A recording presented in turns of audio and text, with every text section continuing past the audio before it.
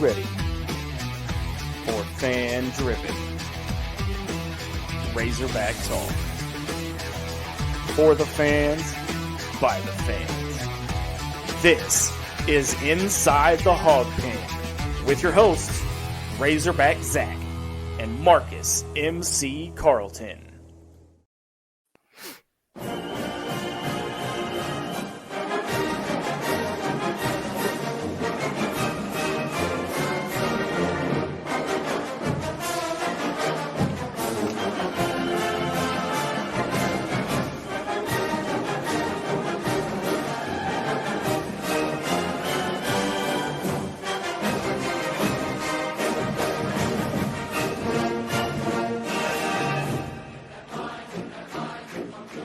Yeah!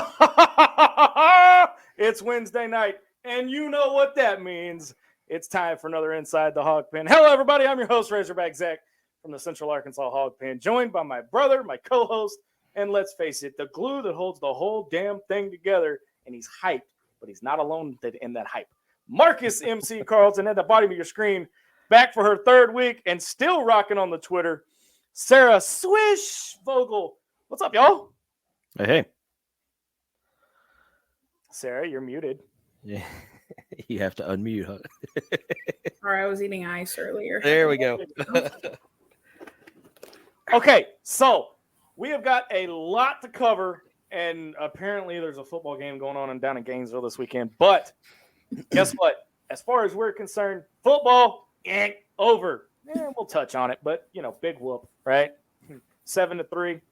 But hoop season has officially kicked off. We're going to talk all things Razorback hoops, both men and women, because there was some shocking news coming out of the women camp from the Lady Razorbacks earlier this week. But stay tuned for that. But, y'all, Hog Hoops, just to start off, Hog Hoops, 81-77 in an overtime thriller in an exhibition game. Mm-hmm. I know the two of you are like chomping at the bit and ready to get after it. I will defer to Sarah because she was there. She got to see it firsthand. So take it away, Sarah. Calling an exhibition game is just wrong because that was almost more lit than the Auburn game. Ooh. We just didn't storm the court. We are looking. Now we're used to winning, so we don't storm the court anymore. Yeah. Well, and I've got when we hit our bacon bits, I've got an interesting stat for you for basketball, by the way. But make sure you leave us a review, like, share, follow, subscribe, give us 5 stars, give us 3 stars, but don't give us 4. Don't give us 4. Make sure you guys also like, share, subscribe, follow anywhere you listen to your podcast, because guess what? We are now in podcast form on Amazon, Google, Spotify, Apple. Did I miss one? iHeart? Are we on iHeart, MC? We're okay. So we're on. I'm got my cheat sheet here. I'm looking at it. Apple, Amazon, iHeart, Spotify, and there's another one called Radio Public. I'd never heard of, but it was there, so I added it. Working on Google. Google is not playing nice right now. They're kind of being Dan Enos right now and just kind of screwing everything up. So I've got to work through that. But we're But if you have a Google device, just get on Spotify and you can find us there. By the way, if you want to get in on the action tonight, because everybody's excited about that Purdue game, leave us a question or comment in the Hog Wild Live fan feedback, whether you're watching on YouTube or Facebook. We can get it on Twitter, but if you leave it on Twitter, we got to pull up the Twitter feed. So don't feel bad. Okay, this is Twilight Zone, because normally when the comments start in, they start in with razzing on Zach a little bit. I'm being attacked tonight. Out of the gate, Brooks says not even a hog. We're not even through the first segment. Yeah. and like, this is end of the world stuff, because Bray Brooks is about as far from being a Hog fan as you can be. So the fact that he came inside the Hog Pen just to give me a hard time, welcome. So, and I have to have a backstory though. Why, if it's not suitable for work, we won't talk about it. But no, I'm trying to figure out why I still owe him lunch. What did you do to? He's going to have to refresh me on that. But I'm an old man, and sometimes my memory is not what it used to be. But hey, Bray, you know where I work, brother. So Holler at your boy, and we'll go get some lunch. Alma Sonic, maybe? No, I'm just kidding. I'm kidding. Bray's a good dude, man. Make sure you guys like, share, subscribe, follow us anytime we go live.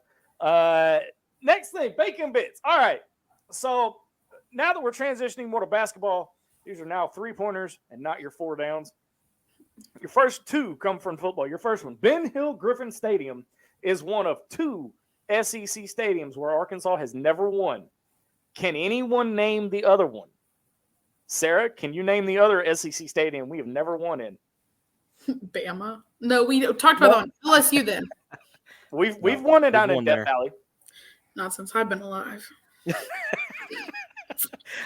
You were alive 2 years ago. Remember Cam Little hitting the gritty after he hit the game winner? No, I didn't watch football till a year ago. So yeah, I started at the wrong time. Yeah. The other one is. Now, did you start with the Liberty game last year? Because if you did, we may have figured out a problem here. Yeah. There it is. No, you did not. There it is. Oh my God. Okay. We I need, have we to need go like, back, but I think so. We need like some kind of cleansing, something, seance or something to. No, we can keep it how it is as long as we win in basketball. I don't care. So the other one is Faru Field, a.k.a. the University of Missouri. Now, the Hogs are 0-5 all time in Gainesville. We have never won in Gainesville. So maybe, fingers crossed, we can get a win. I'm surprised. I can't believe you haven't thrown out one of your favorite lines to say when talking about the SEC, because that's where all the Mark Curls BS began. I wasn't there yet. Okay. I was gonna wait till we actually got into football. Okay. All right. Oh, trust me, it's coming. All right. Bray has come back. He's got the answer for us. You simply owe me lunch. Yeah, I just simply owe him lunch. No reason needed. So Bray is a videographer extraordinaire here in Northeast Arkansas, and he on his comment there he was talking about he had worked with the Brandon Burlsworth Foundation, and that was as close as he could get, or close as he had been to being a Hog fan. Well, that's pretty close, man. If you're working with the Burlsworth Foundation, that's awesome. Your next bacon bit. Through 8 games, Arkansas ranks 5th in the SEC. This one surprised me, by the way. Arkansas ranks 5th in the SEC and 31st nationally in total defense, allowing 333 yards per game. Arkansas's defense has allowed 23 points a game this year, the same it allowed during the 9-4 run in 2021. So the defense is doing its job. Yeah. We just got to get offense. Yeah, the defense has been, I wouldn't say lights out, but compared to last year, they're pretty close. Now, here's your basketball one in reference to what you were saying earlier, Sarah.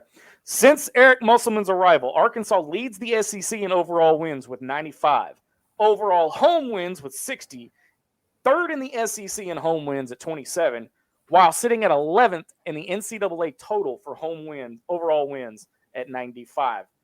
Which is also since I've been enrolled in school. I think it's safe to say Arkansas basketball has returned. Yeah. Yeah. And see, then, okay, I'm gonna go complete old man here for a minute, but those kind of stats are what I grew up on. Okay, and I grew up in the heyday. I mean, Todd Day, Lee Mayberry, Corliss, Scotty, all of that stuff that you see on YouTube that you hear about when Arkansas was the winningest program of the 1990s.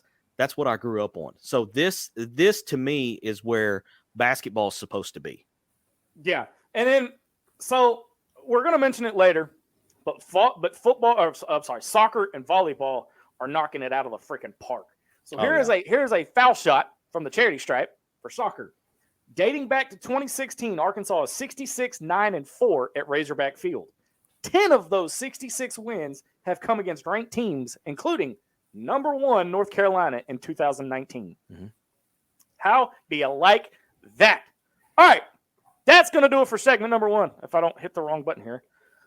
Coming up, we're going to jump headfirst into football, and then we're going to rush through it just like the Arkansas offense does on their plays, on their scoring drives. And then we're going to jump headfirst into Hog Hoops. You're listening and watching to Inside the Hog Pen on the Sideline Radio Network. Back right after this.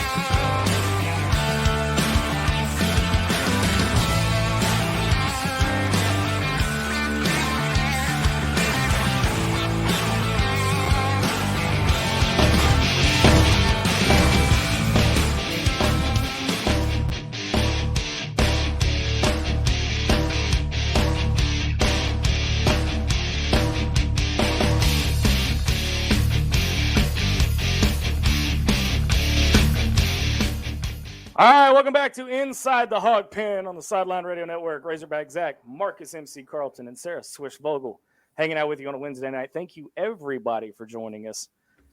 All right, let's get this done and over with. Kind of like the Arkansas scoring drives during football season. Arkansas comes off a bye week after firing Dan Enos, and which I think was the best decision Sam's made this year. Yeah, had to happen. They travel to their final away game this Saturday, 11 o'clock, bottom of your screen, ESPN2.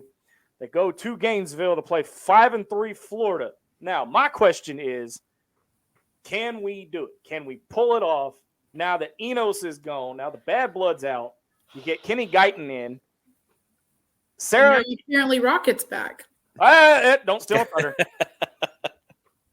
And then, so Sarah, we'll start with you. You're up there on the hill, obviously. You're around majority, if not all of the team at some point during the day. What's the error now that it's a week removed from Dan Enos being fired? So I actually do have one football player in my class. I'm not around the whole team, but I was talking to him earlier today after our little test, and he was saying that everybody seems to kind of have more energy, but also like they're now all healed up. So KJ doesn't feel beaten to death anymore. Rocket's back. Magically healthy. But he just said it seems like everybody's just a little bit more excited than they were 3 games ago. Okay. And so I think there's a possibility we could go in. I'm not expecting that. I just want the offense to look better. MC, we've never, ever won in Gainesville. We've come close. Hashtag screw you, Mark Curls. 2009. Yep.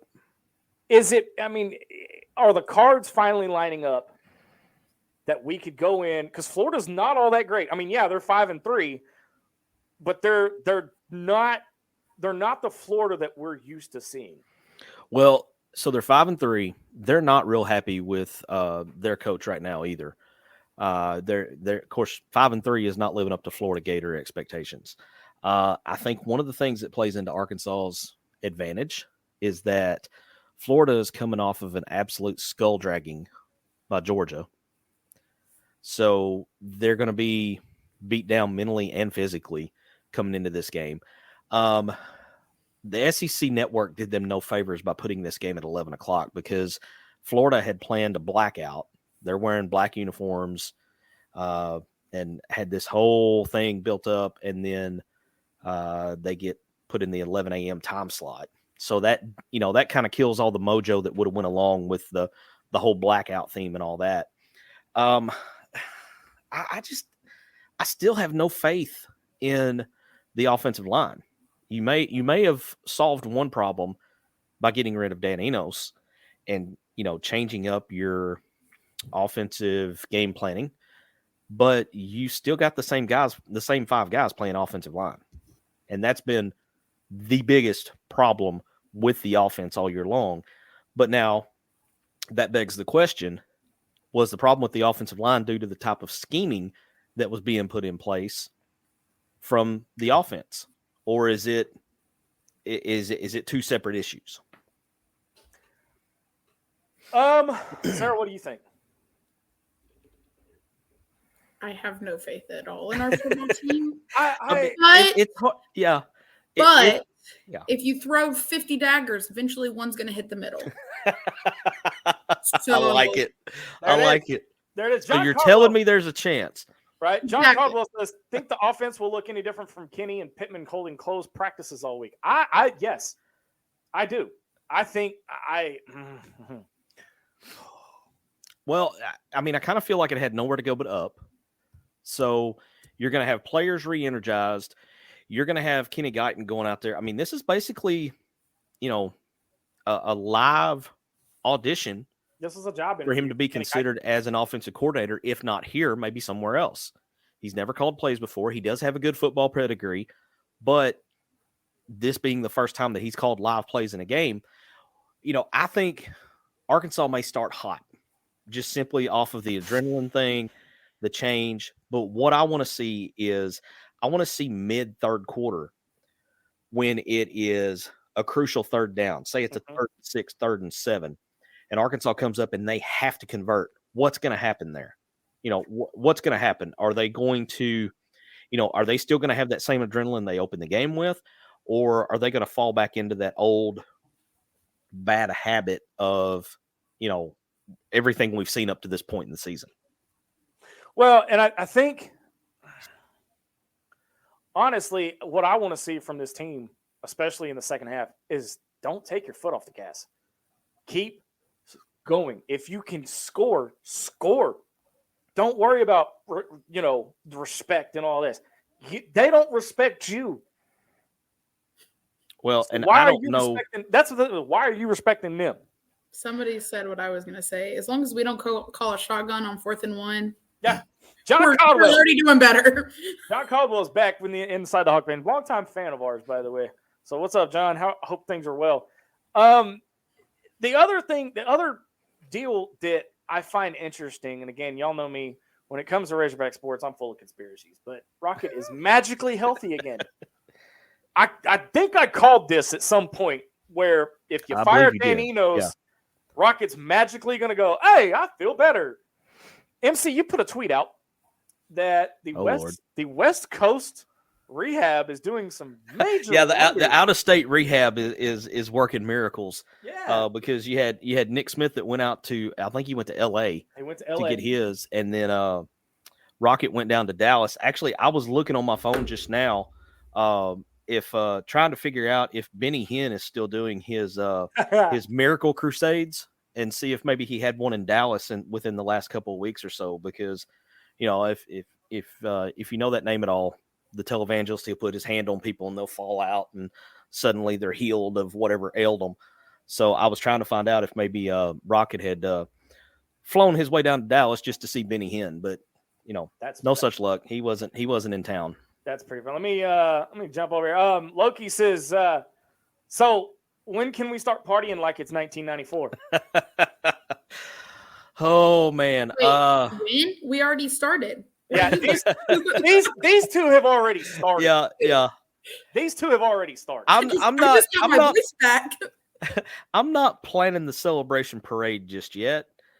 But I am looking at my vacation time and looking at April and just making notes. Hey, I'm telling you now, MC, we make it to the Memphis and the Dallas rounds. You and me are going. One of those falls during spring break too. I will let us get that regional in Memphis. I will sell off a bunch of stuff just to pay to go. Josh Wilbanks, my boy Josh, coming from Nashville, Arkansas, says, "Hey guys, long time no see." Josh, where you been, man? Where you been? By the way, we've been here. Where you been? Shout out to my daughter. She's also watching on our YouTube channel tonight. All right. Eric Jernigan says, win-win for Kenny G. If he performs a miracle and turns the team around, then his star is on the rise. Mm-hmm. If it's a disaster, nobody will blame him because of the state the team was in. That's a fair point. And the fact that he's never called plays before, that just adds to what Eric's saying here, because he's playing with house money this weekend. So does that mean that he is? This is what I want to see. Is he going to go, push all of his chips to the middle of the table and just say, "All right, here we go"? And how much of a how much length of rope is Sam going to have on him when it comes to the play calling? Because we've seen before problems that we thought were the offensive coordinator were not necessarily the offensive coordinator. I think it was a little more of the head coach trying to tighten the reins a little bit, because we saw some similar problems with Briles and Enos, and the one common denominator there, of course, was Sam. So I'm anxious to see how much rope he gives Kenny to call what he sees fit. Have we heard if Kenny's going to be on the sideline or in the box? Has there been any talk about that? He is in the booth. He is in the booth. Okay. He is in the booth. Okay. Which I don't understand why all of a sudden Pitt's wanting these OCs in the booth. I mean, Briles was on the field. Yeah. Gus he was always right there. Sorry. No. What'd you say, sir? I said we saw how that turned out. We saw how that turned out. Well, I did have a football question. Hit me. Because I don't really know how all this stuff goes, because I'm not a football person. All right. But why are they talking about Nudie having to fight back for his playing time? Like he ain't the best person out there. Yeah. I'm glad you want that one? No, go ahead. I'll fill in the gaps. Well, so there's got to be, for him to say it like that, there has to be something underlying that's preventing him from getting on the field. It's not an injury. We know this because he's come out and said he's healthy. So is it trouble with academics? Is it, we don't know. I mean, honestly, we don't know. But Rocket can disappear to Dallas for 2 weeks. And I mean, you said it.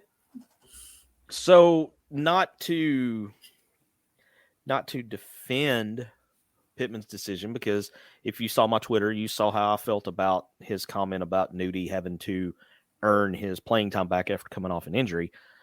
The only thing that makes any kind of sense to me is maybe he's not doing what he's supposed to be doing in practice, or he's not doing his classwork. Now, that completely goes against what you just talked about with Rocket being gone for 2 weeks. But I mean, if he's doing everything right in the classroom, and then he's going to get his rehab, and let's say Nudie is skipping a few classes here and there, and coming to practice, I mean, I could see that, but even so, that's still a stretch. Nudie's the best player you got in the secondary. He's got to be on the field. Well, but some guys are just not. They're just not practice players. They know how to turn it on when the lights go on. Okay, so my question is this is the first time in a long time that Arkansas does not have a rusher with 100 yards in a game. Yeah, we're lucky to get. I mean, if we got a guy that's got 50, we're doing pretty good. But in staying on topic with Rocket and Nudie, Sarah's absolutely right. How are you going to let Rocket rehab for 2.5 months? And then all of a sudden he's magically healthy after you fire the offensive coordinator. Was A&M the last game that he played in? I don't think he played at Ole Miss. I don't think he played at A&M, did he? I think he did, because he had a screen pass that went for like 50 yards. Okay, yeah, I do remember him playing now. Yeah, but then I saw him limp off the field late in that game. And I don't remember seeing him on the field at Oxford. I'm going to be honest. Even the games he played in early in the season, I didn't think he was doing that great. I agree. Well, but again, and this is going to be a topic of contention among the fan base, because I've seen it on Twitter, just both ways. Mm-hmm. Do you let Rocket back on the team magically? Some people say, I don't think he should be allowed back. He hasn't earned that spot. Some people say he's legit injured, and injuries take time to heal. Everybody heals fast. And look at Aaron Rodgers. He tore his Achilles week 1, and he's back throwing on the field now. Yeah, that dude is not that MF is not real. No, but I mean, how are you gonna all of a sudden let Rocket start? My thing is, like, being a college athlete, like I completely understand allowing him to be in the lineup, but putting him as number one, which I'm not completely sure he is, I just saw somewhere he could be, putting him at number one less than a week after he's been healthy, because last week during Pittman's press conference, he wasn't healthy. So he's been healthy less than a week. Putting him at number one is absolutely a no-go for me. Well, but MC, you and I have looked at the depth chart for the first few games after he was out. He was listed as the top as the starting running back. The depth chart is just kind of something they throw out there. Obviously, they're not updating it, or Rocket wouldn't have been on it this whole time. You know, I don't know. I just don't know. I can see both sides of that. I can see having him in lineup and having him available to play. But I'm kind of with Sarah on him coming back and starting, especially if you're not going to put Nudie back in the starting lineup. You know, because at that point, it's like, okay, one of these guys is, I mean, you're talking about two superstars, one on each side. They, you know, and honestly, let's face it, Nudie has played better this year than Rocket has. So if you're going to make Nudie do stuff to earn his spot back, you know, unless there's something going on behind the scenes, like what I had said, either with classes or goofing off in practice or whatever, I don't see how you can put one back in the starting lineup immediately and then say the other one's got to earn his way back. I just, it doesn't make sense to me. But as we're wrapping up here, let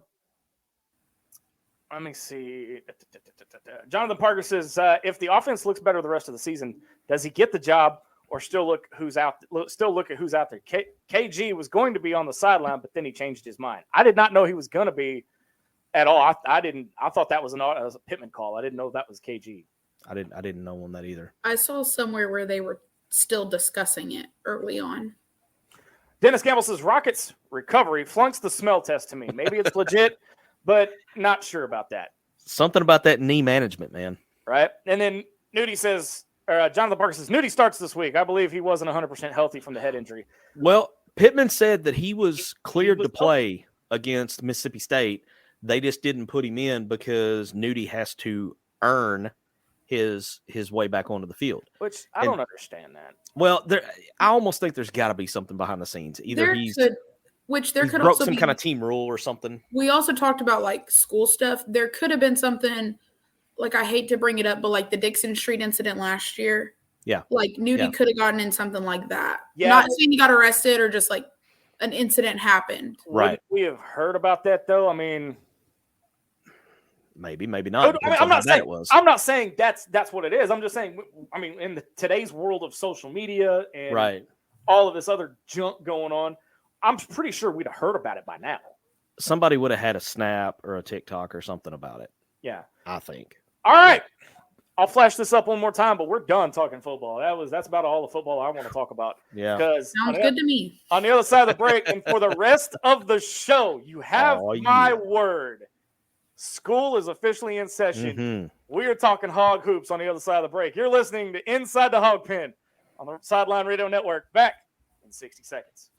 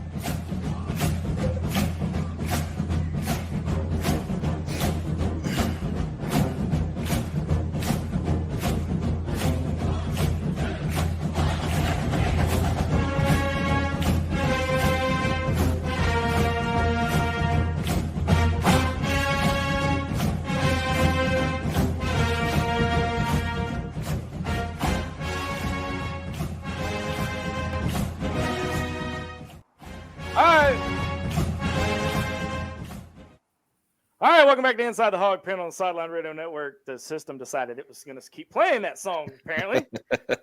But it is time, officially. We are done talking football. It's time to go to school with MC School of Hog Hoops. All right, Arkansas comes out off an exhibition game, and beats number 3, upsets number 3 Purdue, 81-77 in a overtime thriller, and that's exactly what it was an overtime thriller. And I'm going to turn it over to the two that are actually knowledgeable in Hog Hoops. I'll still be here, don't worry. But Sarah, you were there inside of Bud Walton. Tell us about it. I now have a voice after 4 days of no voice and not being able to talk, because that environment was absolutely electric, which my seats were right by the tunnel, across from the student section, so right in the mix. I was also at the end of the Razorback bench, so could see all the celebrations, but everybody was into it. Like, everybody was up, yelling, screaming. Whew, it was not an exhibition game. You guys can call it an exhibition game or whatever, but it was a game, a real game, and we were playing in March. Let me jump over to the live fan feedback real quick. We have some royalty in the house. Chris Faraci's in the house. What's up, Chris? One of our loyal fans. Dennis Gamble. Chef James Harris says, rest in peace, Bobby Knight. Yes, for those of you that don't know, earlier today, the legendary Bobby Knight passed away. And our thoughts and prayers go out to him and his family and every player that whose lives he touched. But we've got royalty in the house. Mama Linda's in the house. I'm so excited about basketball season. Let me tell you something. Me too, Mama Linda. Mama Linda was lighting me up during that game on over text. She's excited. By the way, Casey Sutton, our number one fan, Casey Sutton, who kicked Cancer's ass not once, but twice. She said, I messaged MC and told him I thought I heard him here after the win. I thought I heard that too, Casey. I told her it was very likely because I was up here in my little hog pen at my house getting really, really loud. But Eric Jernigan says that was the greatest exhibition game I've ever seen. It felt like March. Yeah. Loki says, make no mistake, that was not an upset. That was us putting the rest of the NCAA on notice. MC, you were chomping at the bit, man. I got to ask you, Teach. I got to ask you, have you ever seen a Razorback team this gelled and this together in October? Not a team like this to where you've got a bunch of guys who have not played together before. In this era, for a team to be gelled like that this early on is just unheard of. You know, when you had the majority of your team being 3- and 4-year guys back the hog ball that I grew up on, you could have that early on in the season. But when you've got however many new faces we've got this year coming in, guys who had not played together other than scrimmages and maybe some pickup games over the summer, that's unheard of. It's absolutely unheard of to have guys that have not played together in a real life scenario come in and have the community. And they still had a few breakdowns. Don't get me wrong.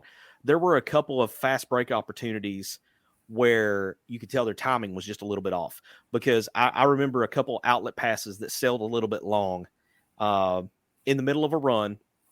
And I was just like, by Christmas, that's a dunk. So it's just one of those things that they just got to get the timing down. But everything that went, I was so impressed with this game. Simply not just the fact that they were gelled, but the way that they communicated on defense. And I got to throw a shout out to Chandler Lawson, the Memphis transfer coming in. That dude locked down Zach Edey. Locked him down. The national reigning player of the year.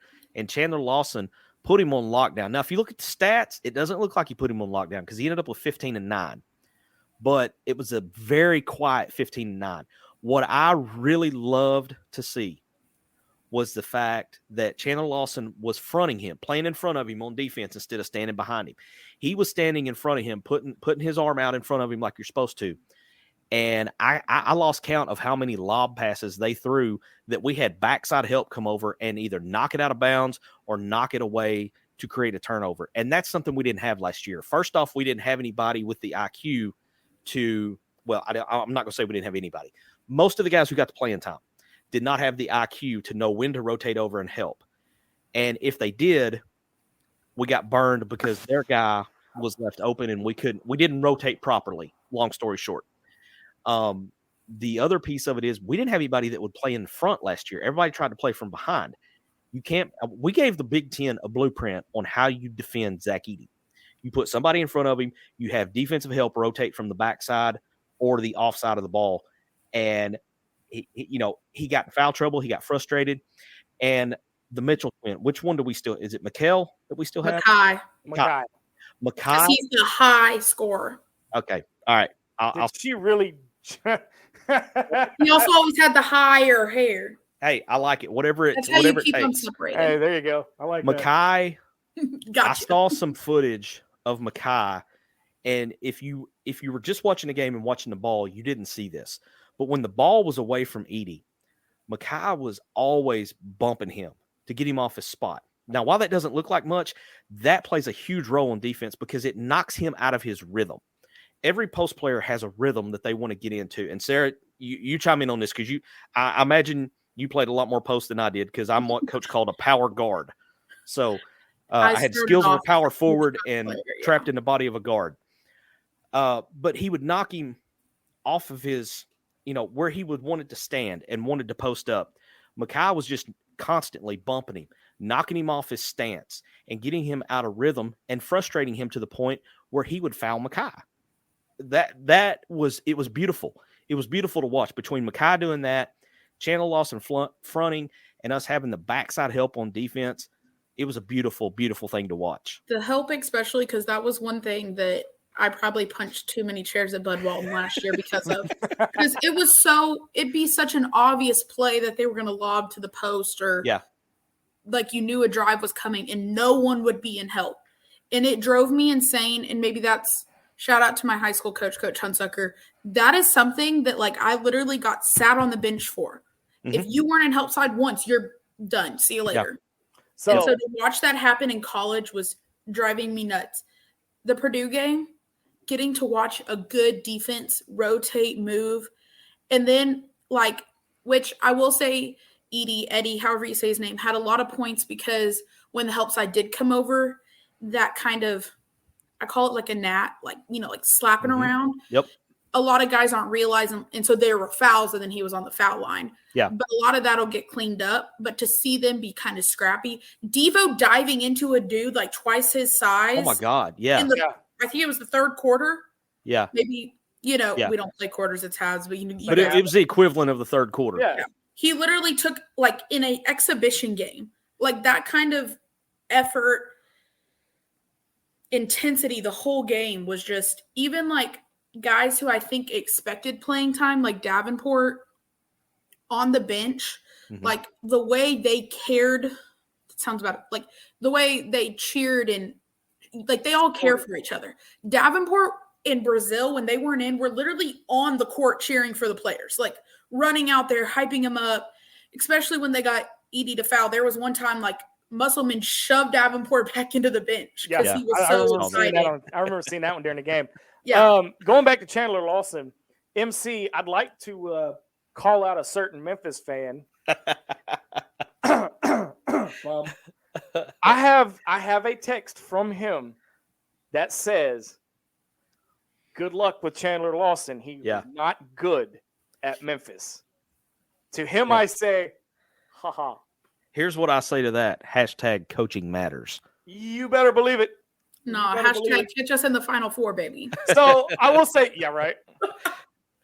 So I will say this. When Brazil hit the ground, I think all of Razorback Nation took a deep breath and just stopped. I started crying. I'm not even going to lie. I was turned around, tears in my eyes. ITHP has a team chat. It's myself, MC, Sarah, and Loki. And the minute he hit the ground, MC and I were both Sarah, talk to us. Sarah. Talk to me, Goose. And then Which my phone, I went into the game with like 20% on my phone too. So hey, shout out to Sarah, dude. She held on the whole game. Yeah. It died like walking out of bedroll. The other thing is, do we have an update on Devo? I mean, does he have is he in concussion protocol or No. You want me to text him? No. Hell yeah. You ain't gonna throw that out there and us not take advantage of it. He was my neighbor for a long time. So If please. No, he's not going to reply anytime soon. I was going to say, don't do that. He's probably in the practice facility. Yeah, no doubt. It's not 11 p.m. So that's true. Yeah, he's kind true. of a night owl. So, but that's true. James, don't worry. We're going to get to your comment in a minute about the Lady Razorbacks. We're going to get through the guys first. You got Alcorn State coming up on Monday to open the season. Let me throw this up here for everybody that needs tickets to know. are under $20. Buy one and get your butt to bud. So anybody that is asking who we're playing, what channel it's on, when are we playing, it's down at the bottom of your screen. Sarah's pointing at it. Screenshot, write it down. You all know the drill. This Muss has essentially got two starting fives, if you will, on rotation right now. Yeah. Give or take. In the guard position. You know, we all know he likes to play 7, 8 guys, 9 at the most. And I'm about to mention Sarah's favorite player, Mr. Pinion. No, dogging on Davenport's Joey. my favorite now. Well, or L. Ellis. Well, I mean, do we? Here's my. I'm gonna play devil's advocate for a minute, okay? Yes, we played strong against Purdue, the number 3 team in the country. He got in the game, but are we gonna see a drop off, or do you think? I mean, just to play devil's advocate, because you come out strong, you're 20-0 in non-con, you go into conference and you start 0-3 like we have the last 2 seasons. You kind of already saw it in the Purdue game. You saw Pinion played 2 minutes. Davenport didn't even play, but he didn't get much time. So you're already seeing who's gonna get the majority of the minutes. Obviously, Devo's gonna get in there more with him being a little bit hurt in that second part of the half. He didn't play again. I don't think he ever got back out there. He didn't. He didn't come back in. No, after he didn't think so. He was done. He was still lively on the bench, by the way. So I don't think he's. I just think it was a hard knock. Dude's got a hard head. Well, I mean, he ran into a 7'4", 300 and whatever pound. In Brazil, I don't know if the TV channel showed it, but Brazil was finna fight over Devo. Brazil, when they Devo, it was no one else touch him. When they broke away, I thought Trevin Brazil was fixing to throw down with somebody in the goal. Well, so he stood over Devo to kind of like talk to him. Yeah. And was like reaching down to help him up. And then one of Purdue's players kind of shoved Brazil like a little bit, trying to do the same thing to his player. And Brazil, I mean, just and I was like, chill. Yeah, so, it got a little chippy there. Loki wants to talk about blocker. I thought for here's what I like about blocker. The guard play that Arkansas has is going to be so good this year that he's going to be allowed to develop at the rate that you want a freshman to develop, okay? And I say that to say this, compare it to, and I'm not saying he's Anthony Black, okay? But last year, Anthony Black was basically baptism by fire. Starting point guard pretty much day one. He had to come in and play a role that you would expect to be a sophomore or junior. He come in right out of the gate and was point guard all year long. Layden Blocker, I think it's Layden. He's got a brother too, and I get them mixed up. But Blocker came in. I thought he did very well in the short time he was out there. He was aggressive, but not overly aggressive. Sometimes you get a freshman out there, it gets too hyped up, and they want to try to make things happen. I felt like he let the flow of the game come to him. He didn't force anything. Made the most of his minutes. I mean, what did you see, Sarah? I think there was one shot he took that I didn't like. but it was also at a very poor time. So I'm going to give him the benefit of the doubt. Yeah. Because it was probably a good decision had it been first quarter minutes, but being in the third quarter, I was like, why would you do that? Mm-hmm. But there was also a few others that did the same thing. I think he also is looking at Mark, who also played phenomenal. We haven't mentioned him. That dude, that 3-pointer took my soul away. But I think Blocker watching Mark play, I think he's going to kind of imitate him a little bit or play a very close version of him.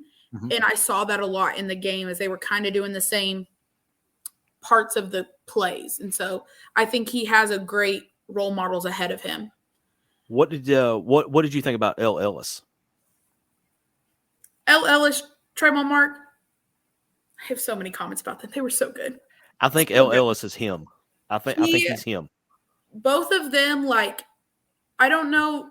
They make such easy shots look so good, too. Like a simple layup. I was like, whoa, what did he just do? But he literally just dribbled the hole and shot the ball. But there was also late game situations where them being older and having played a little bit before versus a Landon Blocker or however you say his first name. Yeah. I would trust them with the ball, marking that 3-pointer, give him the ball the rest of the year. He hit that thing. But also L. Ellis, give him the ball. They both were so good and so composed.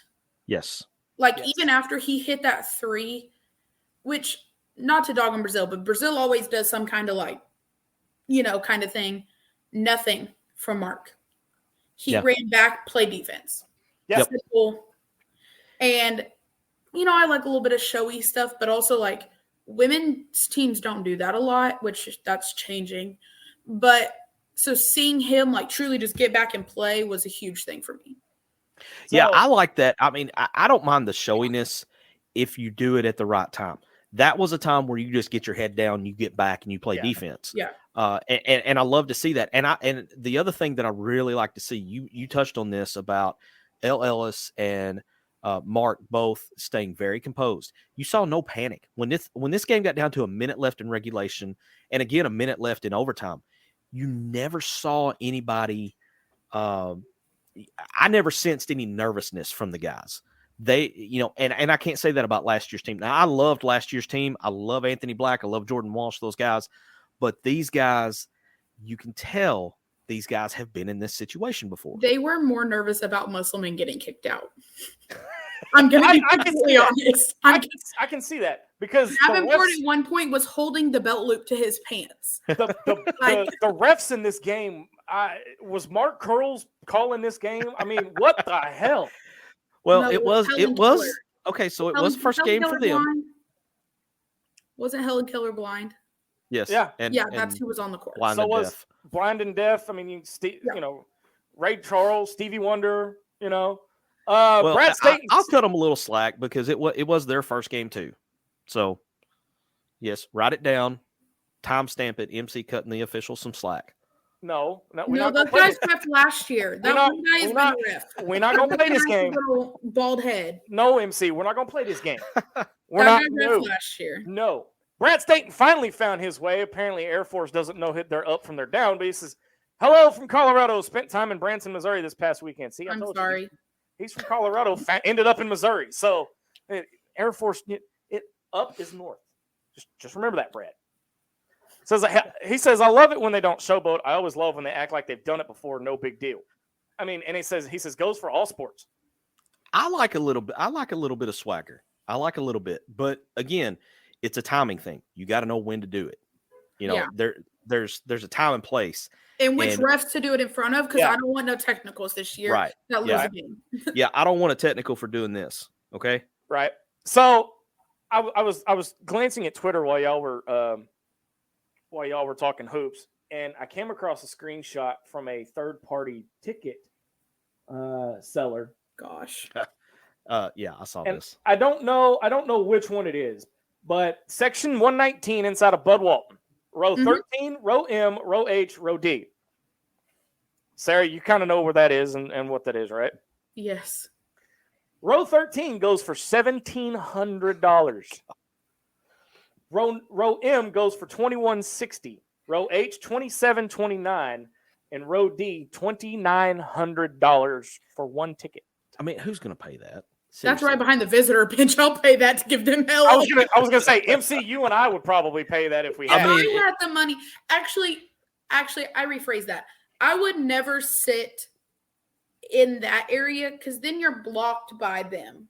You know, sure. I want to be. So I sit in usually. If you ever want to come find me at a game, I sit in like 121, I think it is, which is to the left of the visitor bench, but in the corner. I usually find a row in there. Yeah. I don't sit in the student section, but yeah. Loki says they played like they belonged at that level, honestly, and that by itself is awesome. And I agree. I agree. Mama Lena says Muss is certainly a proud papa after that game. He was. Yeah. It makes, but see, the adjustments and somebody had said this on one of the post games I listened to. It makes getting back onto the court Monday morning, making those small little tweaks and those small adjustments a little bit easier than it would had it come after a loss. You know, you get in, you're energized, you just upset the third-ranked team in the country. Y'all are riding this high wave going into the season. So it makes practice this week, I think it makes it a little bit easier. And Loki wants to know, how about Battle? What did you think of his performance? He played great too. He did.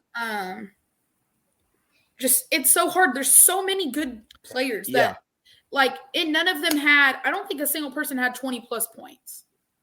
But when you have 6 guys with 15, that's points. Yeah. And honestly, that's what you want. I mean, you don't want the one superstar to have 30 and everybody else to have 8 or 9. You know, when you spread it around, like you said, with 6 guys that have 12, 15 points, who are you going to double? If you double this guy and you hold him to 8, then this other guy's going to have 19. Another one who can get in the hole. Yes. Yeah. Yes. And I think this is probably going to be by far the deepest team that Muss has ever had. There's no drop off. 1 through 4, there's no drop. Well, I should say 1 through 3, because depending on other teams, 4 or 5, there's a little bit of a drop off because we don't really have a lot of post area. With Lawson coming in, I didn't realize how he was going to fit into there. But with Brazil, Lawson, Mitchell, you're good. Well, Graham didn't even play. I mean, Graham was still dealing with his back spasms. They said he's going to. They said he will dress out Monday. They said he could dress out Monday. Expected to dress out, not yes. Brad says, my feeling on that, if he's not 100%, keep him getting rehabbed, because we're going to need him January, February a lot more than we need him in November. Personally, I want to see him in the Bahamas. Yes. Those are 3 games that I think are a huge test. 100%. I say heal him up until then. But I'm on board with that. We need to keep this core group healthy. That's why I'm saying keep him until the Bahamas. Don't push him to come back for freaking Alcorn State, which somebody said they're not going to a game in the near future. $20 tickets for Alcorn State. That was in response to the third-party football tickets. Yeah. Or the Duke tickets. Duke yeah. tickets. Oh, those were for Duke. Those were for I'm Duke. Sorry, sell a kidney and maybe you can come.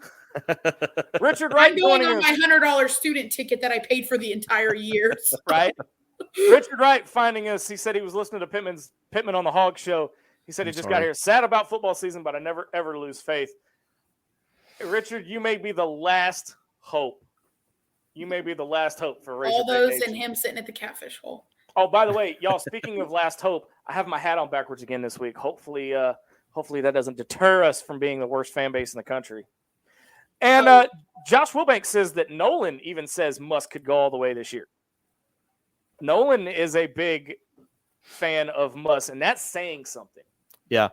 I listened to a little bit of the sound bites that they had from Nolan talking about what he sees with this team and what he sees with Muss. And, you know, I'm really trying to bridle all of the hope and, you know, all the really good feelings that I had coming off of that, because, you know, I don't want to get the cart too far out in front of the horse, but I will say that things look really, really promising for this season. And now that said, you look across at some of these other exhibition games, Tennessee goes up to Michigan State and beats Michigan State in East Lansing. And that's not – winning up there is about like winning in Bud Walton if you're an opponent. It normally does not happen. But so for Tennessee to go up there and win that. Bammer was struggling with Wake Forest. They did. They blew a 16-point lead in the second half and got beat. I think for me, had we lost, I still would have said the same thing. For me, watching that game, what I realized is last year I saw a lot of me's, and this year I see a lot of we's, but also buying into the defensive strategy. The way they played lockdown on Eddie, you would not have seen last. Like, look at how whatever his name went off against us from Bama, whatever his name is. I just know Gun Boy. Anyway, he went off and no one would stop him. No one would play defense. And we couldn't rely on Devo constantly. The one thing I did see on defense, though, is sometimes we left guys open at the top of the key for clear three-pointer. We did. There was a couple of times. It wasn't all the time, but there were certain instances where they left Pink Shoes dude, and I love the names for these. Three. I think it was three. Yeah, was three. It the one that they were the guy that they were talking about that was born in Arkansas? Mm-hmm. Okay, I don't know. I just know number 3 kept running his mouth. Yeah, I think Smith was his name. Yeah. They would leave him open at the top of the key. For me, a lot of them I saw were breakdowns from plays, and that's where you kind of saw the new team, like learning where to go once a shot's hit and there's a rebound, like where to go after that, or if someone falls, how to maneuver out of that. A lot of that is what was happening, where I didn't feel too bad about it. Like, let it happen kind of thing. Yeah. Well, that's the kind of stuff that you want to happen in this game, because then Muss and Keith Smart and the other guys can take this footage and say, okay, let's pause it right here. And look, in this scenario, instead of doing this, we need to do ... Yeah. Also, if I'm the Big Ten, that's where Purdue is, right? Big Ten. Yes. I'm calling Muss, asking for game film, and Muss better be asking for $1 million for it, because he just wrote them the defensive strategy on, hey, Eddie's not going to be player of the year this year. Nope. Yeah. Well, and I thought it was interesting that Muss, it's insane to me the amount of encyclopedia type stuff that he has in his head, because he was talking about his days at Golden State when they would prepare for Shaq, and they used some of that same game planning that they used on Edie. He went back to some of his old notes, and I mean, my God, Shaq's been retired for what, almost 10 years now? I think it's been longer. I was before high school. I mean, a long time, and he still got notes from when he was with the Magic. From 20 years ago. That's one thing about having Muss as a coach that some people, I don't necessarily think they realize, is the NBA also, they suck at defense now. But when Muss was there, it was peak NBA time. Yeah. Like good basketball. If you want to see me, watch the NBA. I don't watch the NBA. I don't watch. That's why I call it the. Used to. That's why I call it the me. Yeah, I used to watch it, but not anymore. That's why Muss is such a great coach, and it also his connections makes him great for recruiting. Look, I don't know if everybody else knows, but Walsh got transferred. He's with the main Celtics now. Yeah. So were the Celtics holding him back? I think that. Okay, I'm glad that flew over y'all's head, because Matt Hart put that out earlier today about the Celtics holding him back, and I didn't realize he was making a joke. But he was kind of making a joke about remember what? How put the handcuffs on him. Yeah. Took me it flew right over my head too. I'm caught up now. Hey, we got to pay the bills real quick. When we come back, we're going to continue our basketball discussion, and we've got some shocking news coming out of the Ladybacks camp. You're listening to Inside the Hog Pen on the Sideline Radio Network. Back in 60 seconds.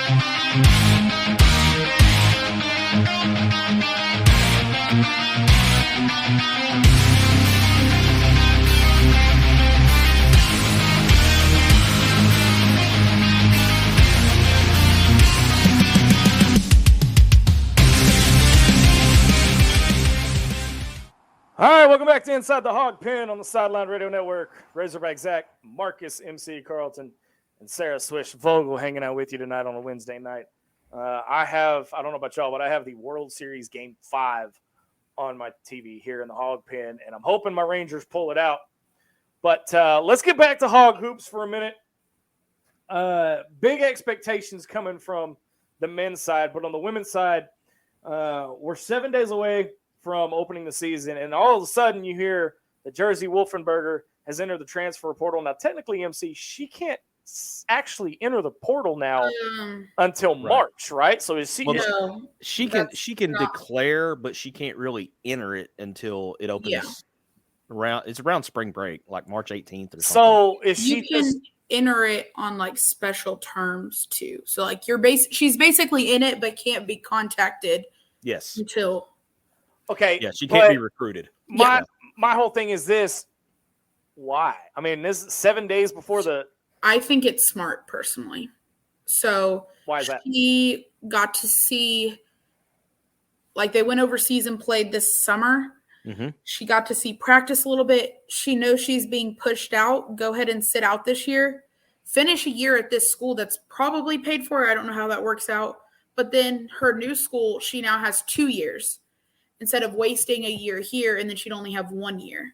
So now when she transferred to that new school, she has 2 years and could, if she's thinking about it the way I've been thinking about classes lately, she could graduate U of A and then start a graduate program there and then basically be done with 2 degrees. But to me, it's smart because she wasn't getting playing time, which I saw her at Walmart earlier and so badly wanted to go talk to her. So badly. But her level of hype has been like, it was always Jersey. I played against her when I was a senior. She would have been, I think, a freshman.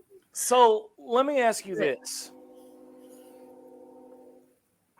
I'm trying to word this where I'm not sounding like a complete douche. Are we, because of this and because of it being so close to the end of the start of the season, could this spell potentially the end of Mike Neighbors at Arkansas? No, that'll be our win record this year. Oof. Like, completely Golly. honest. I got to eat off that flame. I'm going to step away. I got to go get the burn ointment because holy hell. My bad. Wow. Okay. Somebody call the fire department.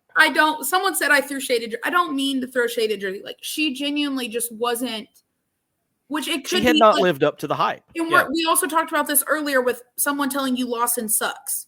It could be the same thing. It could be coaching. One of my best friends from high school, she came to Arkansas after playing at Springdale, sucked here. She's at Ole Miss now starting, averaging, 7-8 points a game, which doesn't sound like a lot, but she's playing well up there, and she didn't play well here. And so I think, for me, I don't think it matters in terms of him getting fired or not. Loki says, now, Sarah, you act like we have to play the defending champs this season or something. Twice.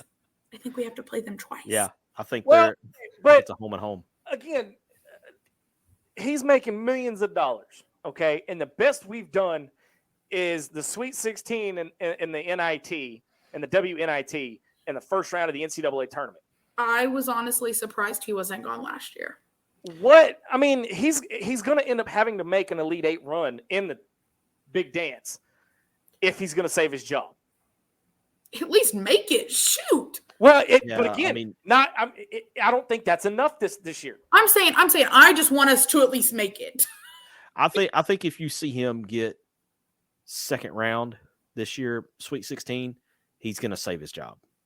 But I don't see that happening. But I honestly haven't seen them in action enough. But they're not anywhere close to LSU, UConn, South Carolina. I'm sorry. Like, I know the SEC has really good teams like LSU and South Carolina, but there are so many good women's teams. Like when I go and Don Staley and South Carolina are playing a guys team that they're that good. They're not. Okay, chill out. Because now I want to go off on you about that tweet for believing everything you see on social media. Those are your damn practice players, and we have men's practice players too. So I don't know why South Carolina gets blown up. I know. Apparently, their practice players are better than ours. We just got some men from the hyper building. Sarah Bree. She's going to start shooting that flamethrower at us if we ain't careful. So I'll take a collective breath and duck. My roommate came in while I'm yelling. Holy hell. But that's things that bother me is that we think South Carolina is better because they have men players. No, I mean, we're the same way. We play against men too. But I mean, going back on Mike Neighbors, though, he's gotten to the second round before and he's lost. Has he not? Or is it just has he gotten bounced in the first round? I thought he got to at least. I know they got upset. The one that sticks out to me is when they got upset. They were the 3 seed in the bracket and got upset by Wright State. That's the one I was thinking of. That was 2 years ago, right? Because last year they were WNIT last year. Yeah. And that was the team that in the regular season beat Baylor and UConn both when Kim Mullaney was still at Baylor. So Brad Staten says, deep breath, Swish, deep breath. Josh says, watch out, Zach. She gets really mean. That's why we brought her on the show. That's why she's now a co-host. But I mean, that season was a disappointment because you had the home win over Baylor, the home win over UConn, and then you get into the NCAA tournament and you just completely lay an egg in the first round. Last year, I did not keep up with it as close last year. What's that? To lose to a team like Wright State, they had some good wins, but to lose to a team like that really looked bad. Well, in that game, because I watched part of that game. They look like they made Wright State look like a national championship team.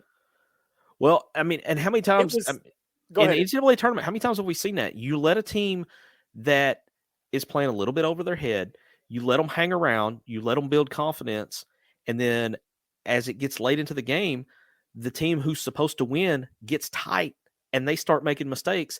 The underdog is playing loose because you've let them build confidence this whole game and they feel like they have nothing to lose. And they are playing a little bit above their level. I mean, let's face it. If you play a 7-game series there, Arkansas is going to win that series. But that's the beauty of the NCAA tournament. It's a one and done. It's a win or go home. Yeah. And anything can happen at that point. And, I think that kind of started the downfall a little bit when they lost that, because last year was I thought they should have been a lot better last year, honestly. Well, they had the talent, but the thing about it is, it's like the guys when they get desperate, they start jacking threes up. But when the ladies start getting desperate, they fall apart. Well, and I kind of felt like last year at times, a lot of the other 4 players on the floor, I call it the Matt Jones effect. They were kind of standing around waiting on Michaela Daniels to do something, to make something happen. And there's times when a player like a Michaela Daniels can take over, but if you get to the point where everybody else is standing around waiting on her to do something, more times than not, you're not going to succeed with that. Sarah, am I on point here? Yeah, you're right. We also was Erin there last year, or did she left after last season? I can never. So I don't think she left. I don't think she was there last year. Yeah. So not having her. Okay, I see both sides. She was a great player inside to have, but not having her, the energy was also different because she was a very me person. Mm-hmm. Yeah. And so for her to no longer be there, I think I saw a difference. But I haven't seen – there's a lot of new people this year, and so I'm interested to see what happens there. There's another incoming freshman that has – very similar hype levels to what Jersey Wolfenberger had, and I can't remember her name. The girl from Irvington? Maybe so. I can't remember her name. I just remember reading something on Twitter because there was a debate going on Twitter, and they were like, such and such is like the number 12 or the number 13 player in the country coming in this year. Yeah, but we've said it multiple times, MC. The transition from high school to college, 2 completely different animals. Well, and Sarah touched on this at the last show. The transition from playing Arkansas high school basketball to playing high level D1 basketball, it's not. I mean, it's like going. it's like going from Jonesboro, Arkansas to the moon. Okay. It's a heck of a jump. I mean, it's, and I don't mean that disrespectfully. It's just a huge, huge jump. I quit here now. I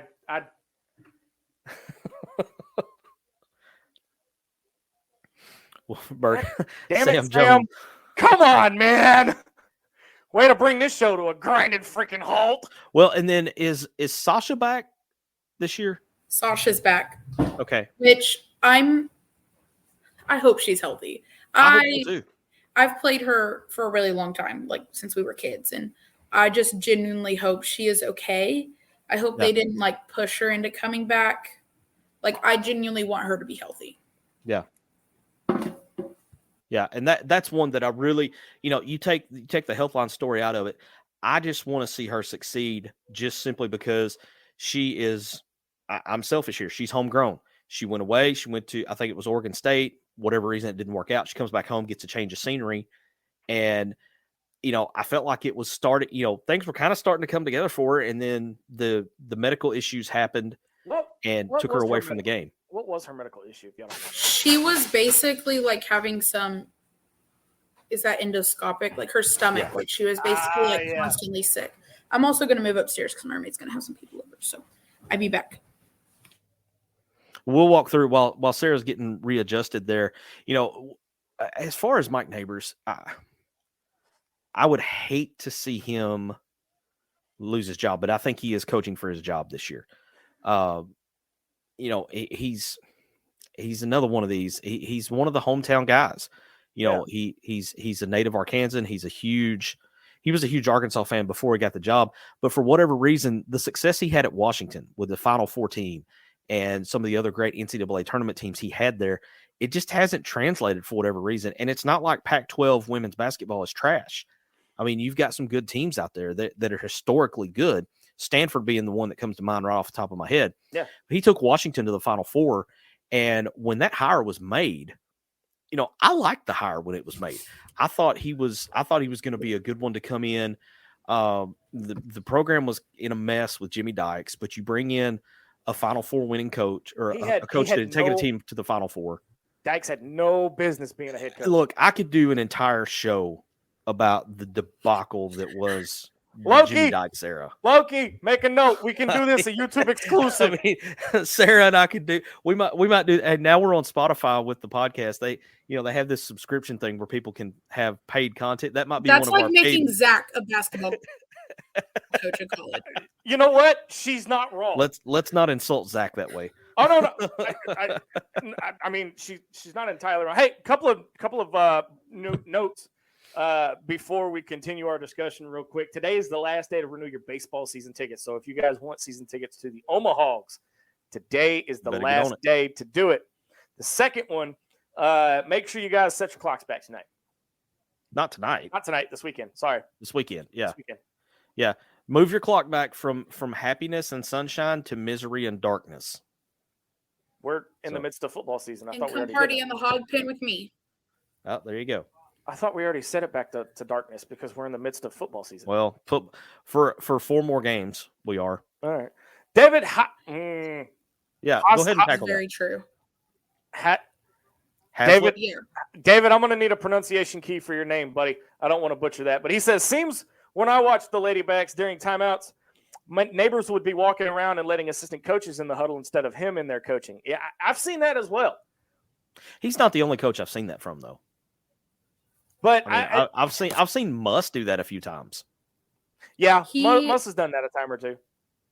Muss will do it when he's talking to the refs, but then he's right back pumping up the team, like when he's done. That's one thing I don't see from neighbors. Like I don't see the like let's get it, let's go, let's like. Mm-hmm. He's not the energy guy that Muss is. That's for sure. Yeah. Sam Jones says, I made a public promise not to criticize a certain men's basketball player again after the KU win last postseason. I had to put my phone in the swear jar during the Purdue game to honor it.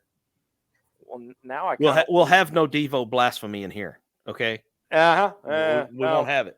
No. Not going to have it. He gets his head in the game. Right?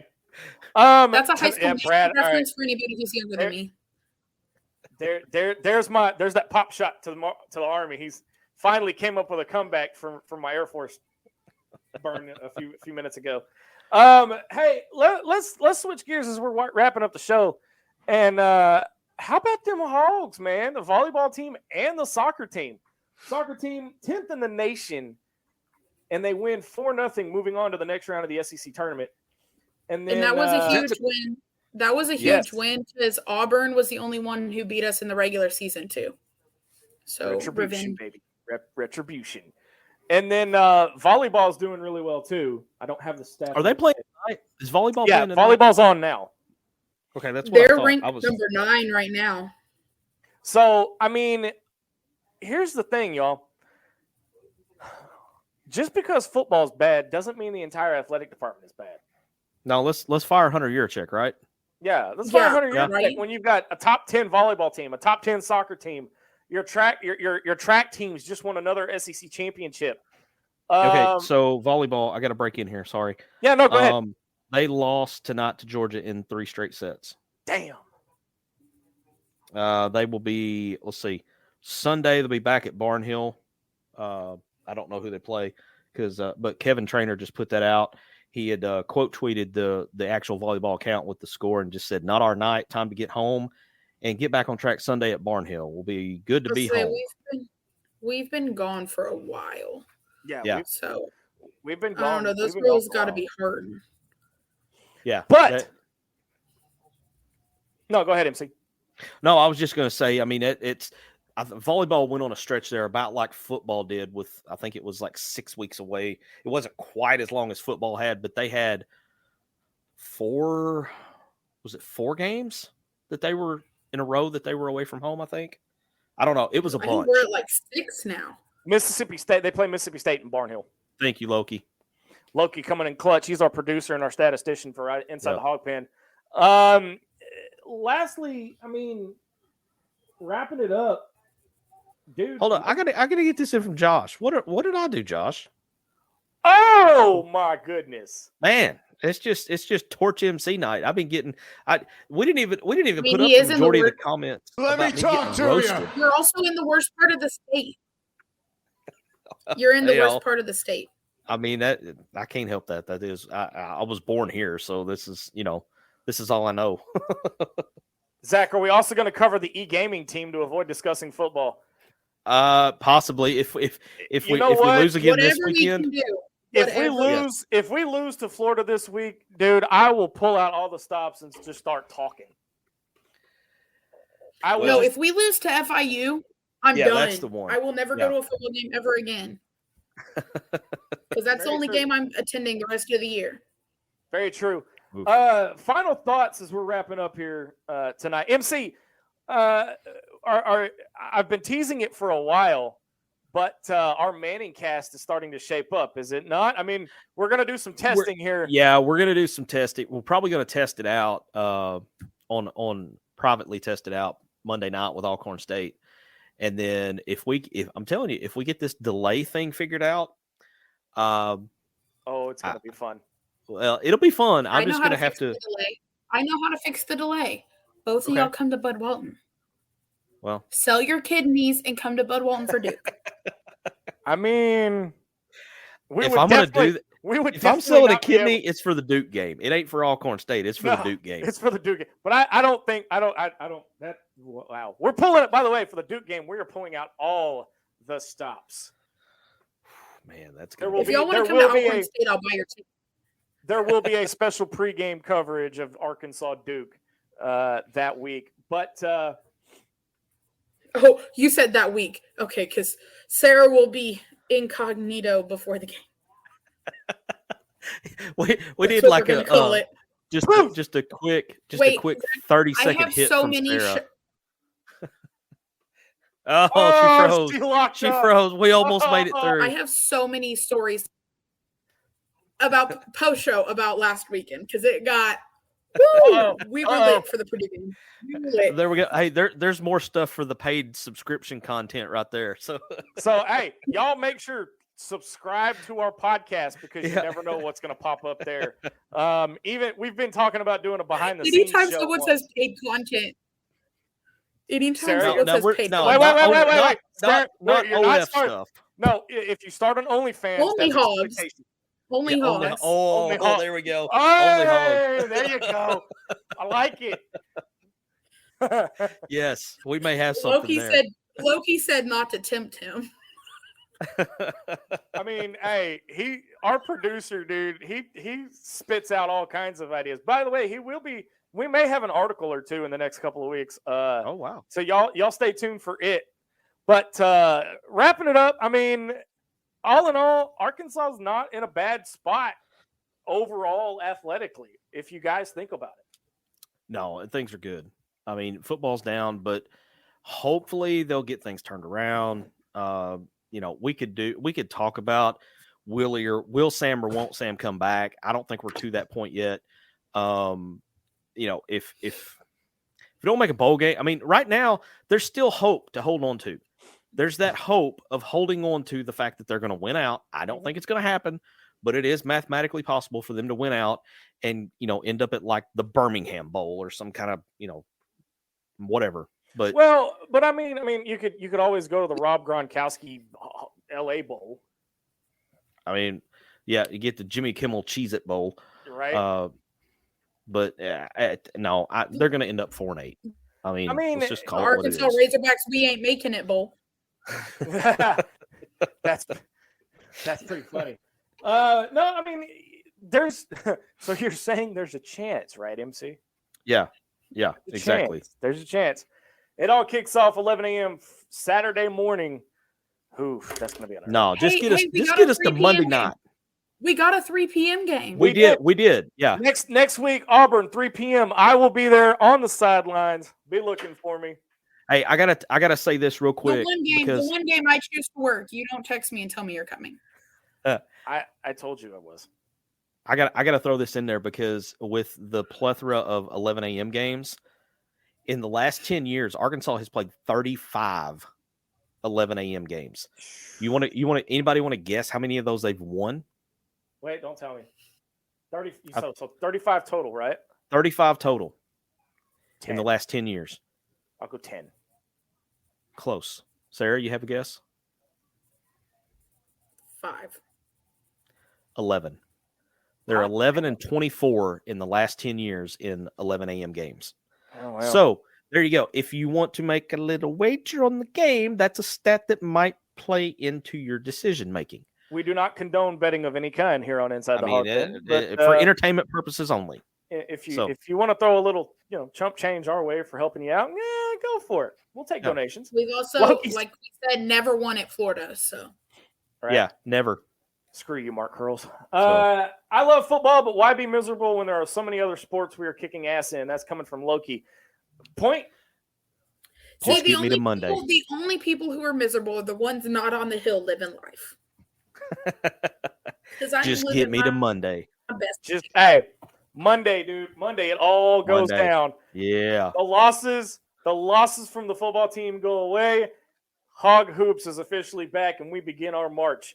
And we begin our journey. Did you say you're coming? Are you coming for Auburn? Yes. You said you're coming for Auburn? Are you coming up Friday night? Are you coming to basketball? We have not decided yet. Because they had basketball the Friday night before the Auburn game, right? We have not decided yet. I'll get with Katie. Then you can get in Sarah's School of Hoops and sit next to me by the visitor bench. Just buy a cheap upper deck ticket and come find me. Sacked by the visitor bench. What could possibly go wrong there? We got flipped off by Texas, whatever.